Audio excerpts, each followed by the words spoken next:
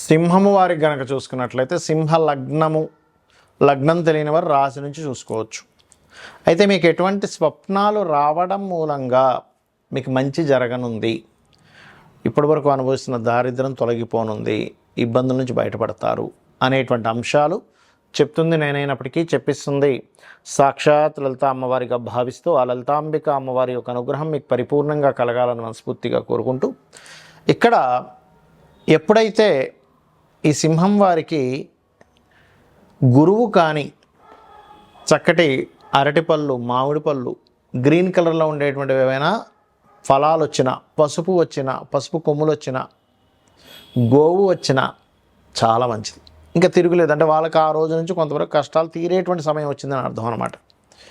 అలా కాదండి మేము ఒక్కోసారి సుబ్రహ్మణ్య క్షేత్రానికి వెళ్తున్నాం, వచ్చింది మంచిదే, నరసింహస్వామి క్షేత్రానికి వెళ్తుంటాం మంచిదే. ఎందుకంటే వాళ్ళు ఈ సింహం వారు ఆ క్షేత్రాలకు వెళ్తే కూడా మంచిది, చాలా మంచిది, సింహరాశి ఆర్ సింహలగ్నం వారు. అయితే ఇక్కడ మరి జనరల్గా అందరికీ కూడా వస్తుంటాయి కదండి ఒక్కోసారి, అంటే అక్కడ కండిషన్ చూసుకోవాలి. గోవు వచ్చింది, గోవు పొడిచినట్టు వచ్చిందా, గోవు చక్కగా ఉందా, పొడిచినట్టు వస్తే మంచిది కదా మళ్ళీ. అలా కాదండి గురువు వచ్చారు, గురువు శపించినట్టు వచ్చాడా, గురువు అలిగినట్టు వచ్చారా, లేకపోతే అట్లా ఎలా. పసుపు వచ్చిందండి కానీ కింద పడిపోయింది, ఆ పసుపు మంచిది కాదు, మళ్ళీ పడిపోయినట్టుగా రాకూడదు, బాగుండాలి, మీ చేత్తో పట్టుకోవాలి, హ్యాండిల్ చేయగలగాలి, ఇంకోరి ఇవ్వాలి మీకు. లేదా మీ గురువు వచ్చి మీకు ఏం కాదు రా నాయన నువ్వేం టెన్షన్ పడకు. చాలామంది ఉపాసన చేస్తూ ఉంటారు, వీరబ్రహ్మేంద్ర స్వామి వారిది కానీ, దత్తాత్రేయ ఉపాసన కానీ, దక్షిణామూర్తి ఉపాసన కానీ. ఇవి చేసినప్పుడు వాళ్ళ గురువులు స్వప్నంలోకి వస్తారు. వచ్చారంటే దాని అర్థం ఏంటంటే గురువు బలం ఉంది అని అర్థం. అలా కాదు, ఇందాక మనం చెప్పుకున్నట్టుగా ఏ పసుపు కొమ్ములో పసుపు ఇవన్నీ పడిపోయినట్టుగా వచ్చాయంటే గురుబలం తగ్గిందని అర్థం. అప్పుడు మీరు గురుగ్రహానికి చేసుకోవాలి. ఆ రకంగా స్వప్నం యొక్క కండిషన్ కూడా చూసుకోండి. బట్ ఇవి రావడం శుభసూచకమే. పసుపు పచ్చటి బంతి పువ్వులు లాంటివి రావడం చాలా మంచిది. లేదా పసుపు నీటితో ఒకసారి ఒక ఆయన చెప్పాడు, పసుపు నీటితో నేను అభిషేకం చేస్తున్నట్టు వచ్చిందండి, అద్భుతం అన్నాను. అక్కడి నుంచి నిజంగానే ఆయన కష్టాలు చాలా మటుకు తొలిగాయి. కాబట్టి ఏంటంటే స్వప్నము వచ్చిన కండిషన్ ఏమిటి, అది ఏ సమయంలో ఎటువంటి రిజల్ట్స్ వస్తాయి అనేటువంటి కొన్ని రూల్స్ అండ్ రెగ్యులేషన్స్ ఉన్నాయి స్వప్నంలో. అవి కూడా మనం తెలుసుకుందాం.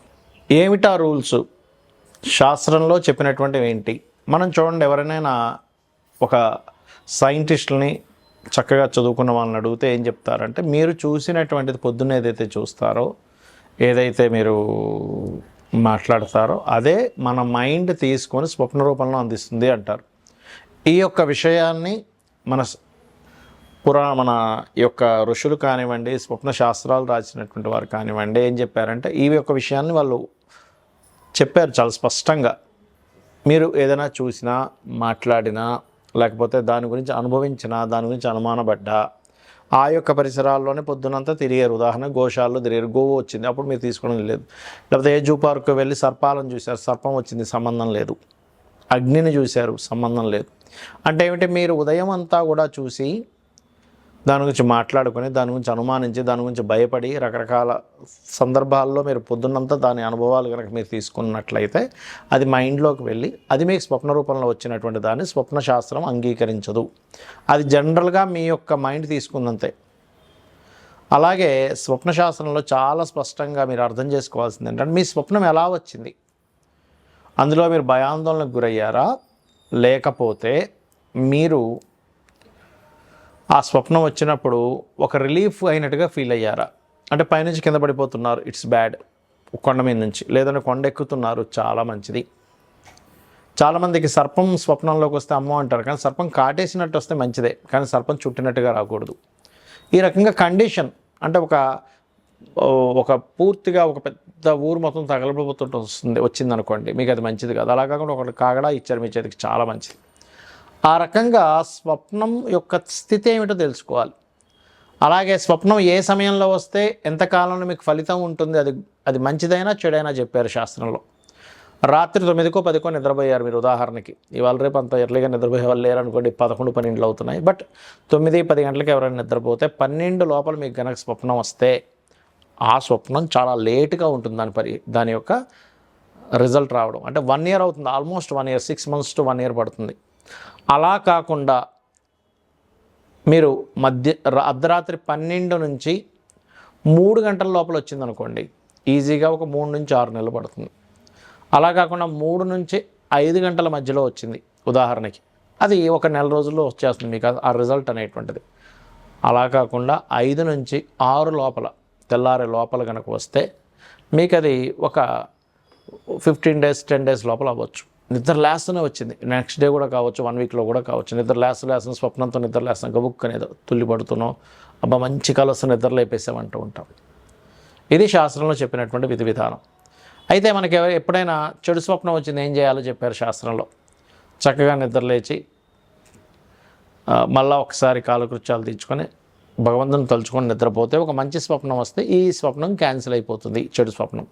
అలా కాదండి, నాకు 4-5 గంటలప్పుడు మంచి స్వప్నం వచ్చింది, నిద్ర మెలకు వచ్చింది, అబ్బాయి ఎంత మంచి స్వప్నం అనుకున్నా అన్నప్పుడు నిద్రపోవద్దని చెప్పింది.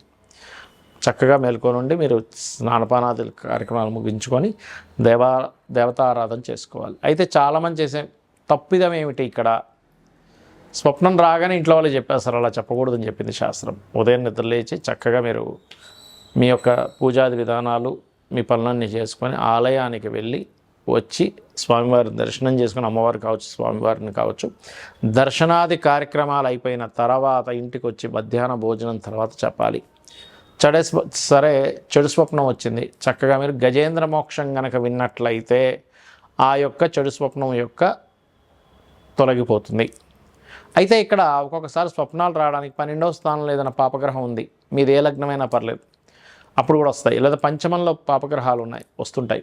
అందులో పర్టికులర్గా శని కుజులు కానీ బుధ కుజులు ఇలాంటివి వచ్చినప్పుడు గొడవలైనట్టుగా వస్తాయి. రాహుకేతువులు ఉన్నప్పుడు లేదా సర్పదోషం ఏర్పడినప్పుడు పంచమానికి కానీ 12కి కానీ ఆ మహాదశలు అంతర్దశలు నడిచేటప్పుడు కూడా సర్పాలు వస్తాయి. ఒక్కొక్కసారి మనకు నడుస్తున్న మహాదశల వల్ల కూడా ముందుగా ఇండికేషన్స్ జరుగుతూ ఉంటుంది.